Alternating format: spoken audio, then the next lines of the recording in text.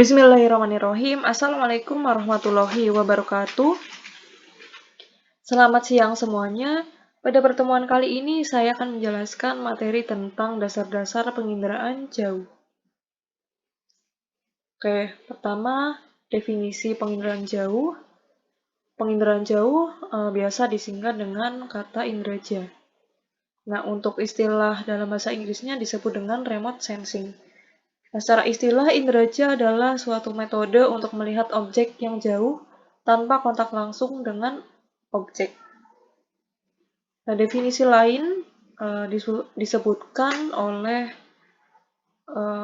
Lilson dan Kiefer tahun 1986. Inderaja adalah ilmu dan seni untuk mendapatkan informasi tentang suatu objek, wilayah atau gejala dengan cara menganalisis data-data yang diperoleh dengan suatu alat tanpa berhubungan langsung dengan objek wilayah yang dikaji. Kemudian menurut Campbell tahun 1994, inderaja adalah ilmu untuk mendapatkan informasi mengenai permukaan bumi yang diambil dari jarak jauh. Selanjutnya komponen penginderaan jauh. Yang pertama sumber tenaga, yang kedua atmosfer, yang ketiga interaksi antara objek dan tenaga, yang keempat sensor, yang kelima wahana, yang keenam perolehan data, yang ketujuh penggunaan data, dan yang kedelapan yaitu keluaran. Oke, yang pertama yaitu sumber tenaga. Nah, sumber tenaga dalam penginderaan jauh ini ada dua, yaitu tenaga alamiah, yaitu tenaga matahari, dan yang kedua itu tenaga buatan. Nah, tenaga yang diperlukan dalam proses inderaja berupa distribusi gaya, gelombang suara, dan gelombang elektromagnetik. Nah, fungsi sumber tenaga adalah untuk menyinari objek dan memantulkannya ke sensor. Nah, tenaga yang diterima sensor dapat berupa tenaga pantulan atau tenaga pancaran. Nah, ini untuk ilustrasinya ya. Ini di mana matahari sebagai tenaga alamiah. Nah, tenaga matahari ini untuk 3% diserap oleh ozon, 25% dipantulkan oleh atau dari awan, 19% diserap oleh debu dan gas, 8% dipantulkan dari permukaan bumi, dan 45% diserap oleh bumi. Selanjutnya yang kedua yaitu atmosfer. Atmosfer adalah lapisan udara yang terdiri atas berbagai jenis gas, antara lain yaitu karbon dioksida, nitrogen, dan juga oksigen.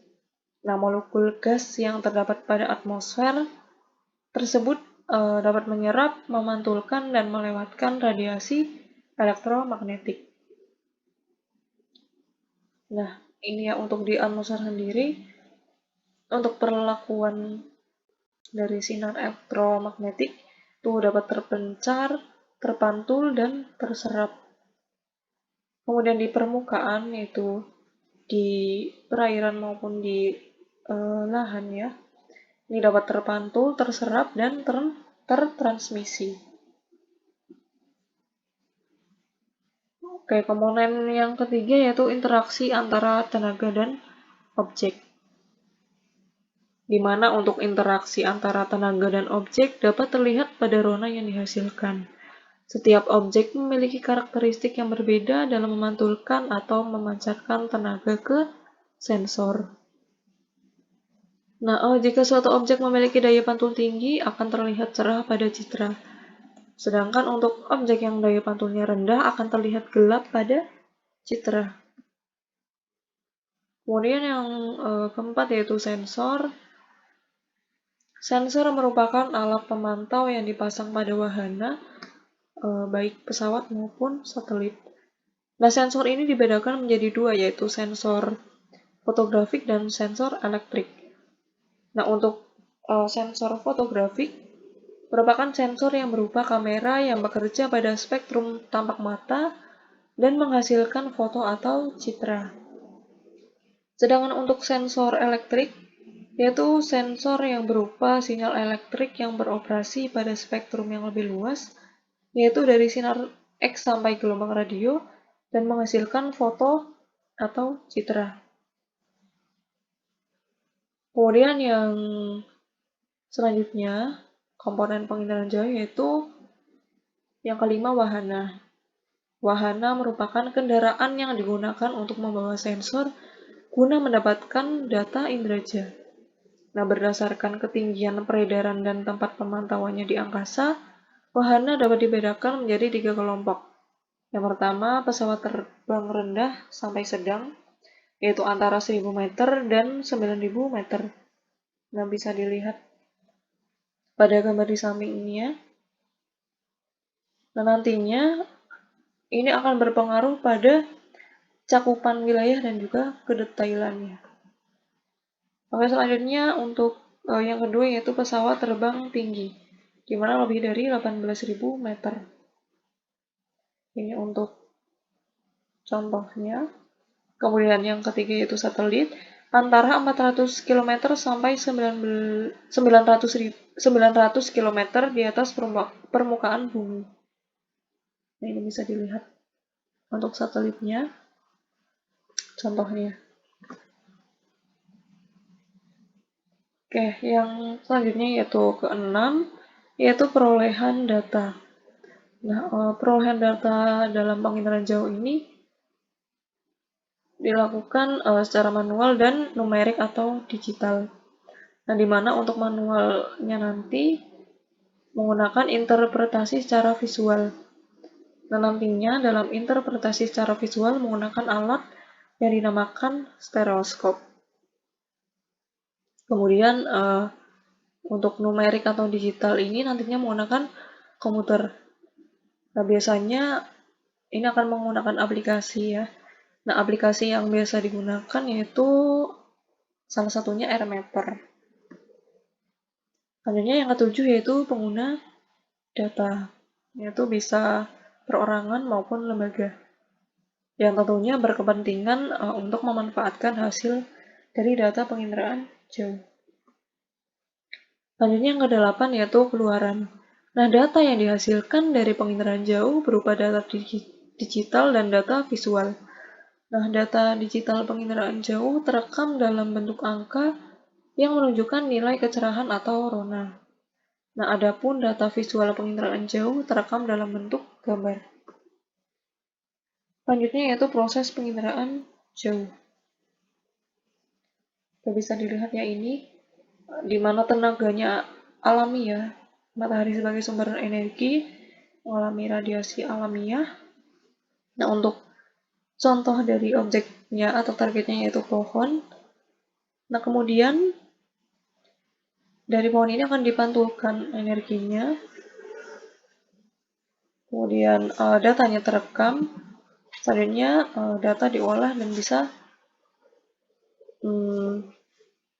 digunakan oleh perorangan atau lembaga. Nah, ini untuk proses lebih detailnya ya. Yang pertama yaitu spektrum elektromagnetik, di mana sinar matahari sebagai spektrum elektromagnetik mengenai sasaran atau objek yang diinginkan. Selanjutnya yaitu proses yang kedua, penyinaran. Matahari sebagai sumber energi alami digunakan dalam proses satelit sebagai sistem pasif atau searah. Sinar yang masuk dihambat oleh atmosfer melalui serapan, pantulan, dan kemudian diteruskan. Proses yang ketiga yaitu pemantulan dan penangkapan. Itu hasil penyinaran dari sasaran atau objek yang berupa pantulan kemudian ditangkap oleh alat perekam data atau citra satelit.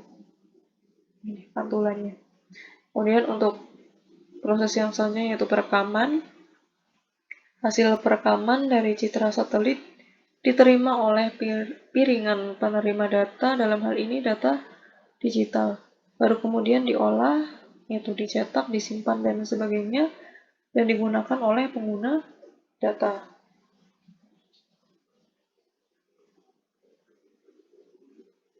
Selanjutnya hasil penginderaan jauh. Nah, hasil akhir dari inderaja disebut dengan citra atau gambaran visual hasil pemrosesan secara fotografis ataupun secara digital. Nah, hasil dari inderaja itu dapat berupa data digital dan juga data visual. Oke, ini data digital, bisa dilihat pada gambar. Ini ya. Oke, data digital merupakan data atau rekaman berupa angka yang menunjukkan nilai-nilai pantulan dari benda-benda. Nah, data disimpan dalam pita magnetik dan ditafsirkan dengan menggunakan alat elektronik atau komputer. Kemudian untuk data visual, yaitu data atau rekaman berupa gambar yang biasanya disebut citra. Nah, citra dapat berupa citra foto dan juga citra non-foto. Oke, untuk citra foto adalah gambaran yang dihasilkan dengan menggunakan sensor kamera yang dipasang pada pesawat udara. Nah, citra foto berdasarkan spektrumnya, ini ada 4. Yang pertama, foto ultraviolet. Yang kedua, foto ortokromatik. Yang ketiga, foto pankromatik. Dan yang keempat, foto inframerah. Di mana nanti untuk foto inframerah ada inframerah asli dan inframerah modifikasi. Selanjutnya, citra foto berdasarkan wahananya ada foto udara dan foto satelit. Nah, ini untuk contoh citra foto berdasarkan spektrum. Oke, yang pertama foto ultraviolet. Yang bisa dilihat ya untuk hasilnya itu warnanya berwarna ungu ke pink-pinkan. Bisa dilihat pada gambar. Nah, foto ultraviolet ini menggunakan spektrum gelombang ultraviolet dengan panjang gelombang 0,29 mikrometer. Nah, foto ini menghasilkan warna yang kontras sehingga cocok untuk membedakan antara dua zat, misalnya untuk melihat tumpahan minyak di laut dan juga mengetahui jaringan jalan aspal dan lain sebagainya. Kemudian yang kedua yaitu ada foto ortokromatik, yaitu citra foto yang dibuat dengan menggunakan spektrum tampak dari warna biru hingga sebagian warna hijau. Nah, foto ini cocok digunakan untuk mempelajari daerah pantai.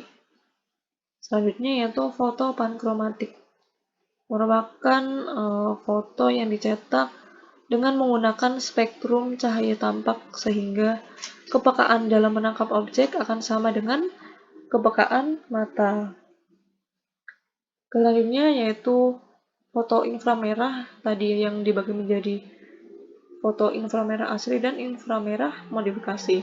Oke, untuk foto inframerah asli ini menggunakan inframerah dekat dengan panjang gelombang 0,9 sampai 1,2 mikrometer yang dibuat secara khusus yang terletak pada saluran atau band merah dan sebagian saluran hijau.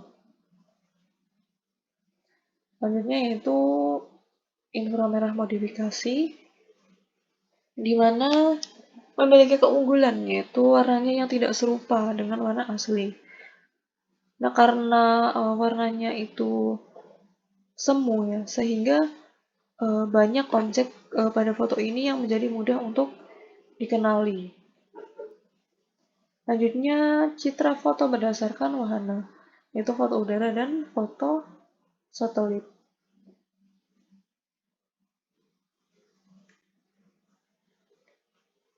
Oke, yang selanjutnya yaitu citra non-foto. Nah, citra non-foto ini dihasilkan bukan dari kamera yang diproses dengan sistem elektronik. Nah, citra non-foto dapat dibedakan berdasarkan spektrum, sensor, dan wahana. Oke, ini untuk contoh citra non-foto berdasarkan spektrum. Yang pertama inframerah thermal, dan yang kedua radar dan gelombang mikro.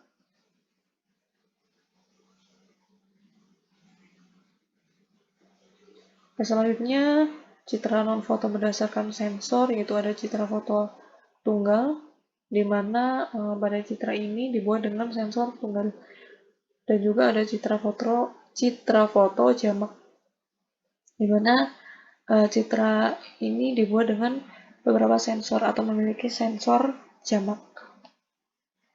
Selanjutnya citra non-foto berdasarkan wahana.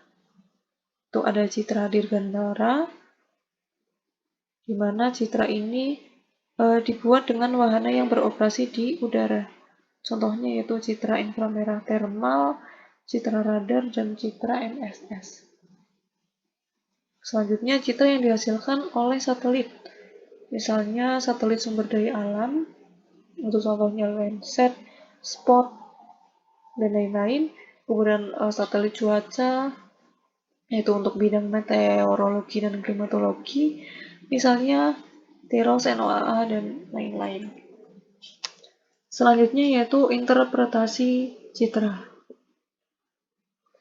Interpretasi citra merupakan perbuatan mengkaji foto udara atau citra dengan maksud untuk mengidentifikasi objek dan menilai arti pentingnya objek tersebut.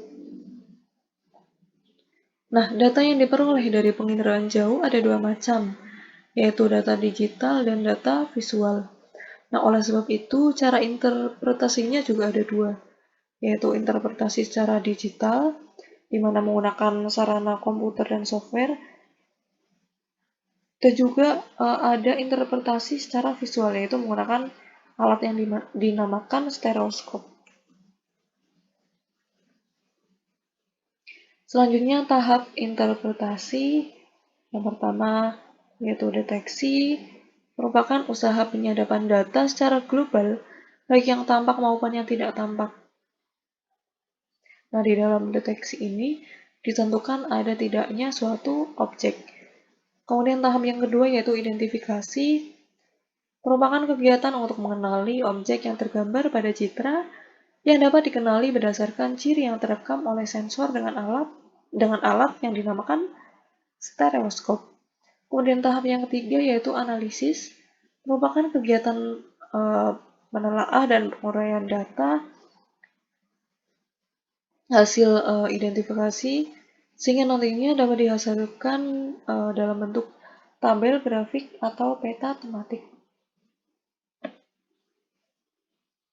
Oke, kemudian apa saja karakteristik dari interpretasi citra? Oke, yang pertama yaitu ciri spektral. Ciri spektral ini merupakan ciri yang dihasilkan dari interaksi antara energi elektromagnetik dengan benda. Nah, ciri spektral ini dinyatakan dengan rona atau tingkat kecerahan dan juga warna. Selanjutnya yang kedua yaitu ciri spasial. Ini ciri spasial berkaitan dengan ruang yang meliputi bentuk, ukuran, pola, tekstur, bayangan, situs, dan juga asosiasi. Kemudian yang ketiga ciri temporal. Ini ciri yang bertalian atau berkaitan dengan waktu atau saat perekaman dan juga umur benda. Selanjutnya yaitu unsur-unsur interpretasi citra. Ada 9 unsur. Yang pertama rona dan warna. Nah, untuk rona sendiri menunjukkan tingkat kecerahan atau relative brightness or color suatu objek pada citra. Kalau warna ya kita melihat warnanya. Misal warnanya merah, hijau maupun biru.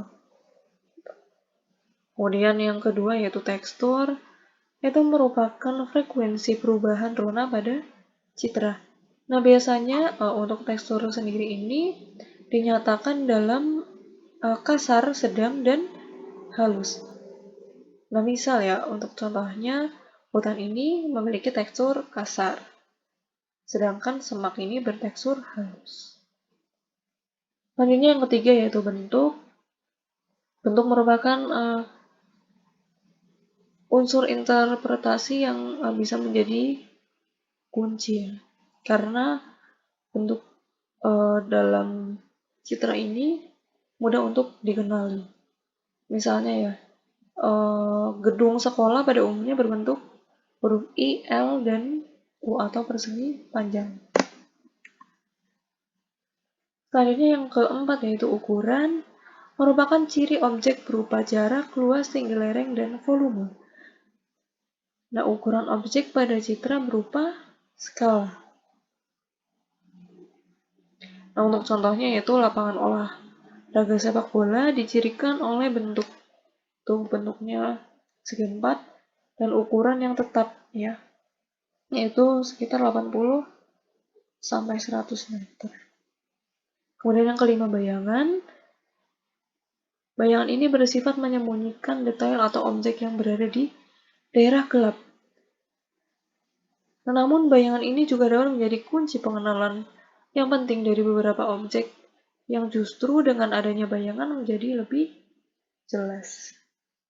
Selanjutnya yang keenam yaitu pola. Pola merupakan susunan keruangan. Ya. Untuk pola ini menandai banyaknya objek bentukan manusia dan beberapa objek alamiah.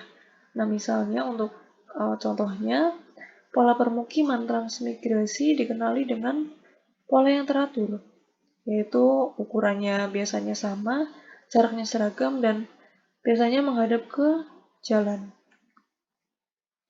Yang ketujuh yaitu situs.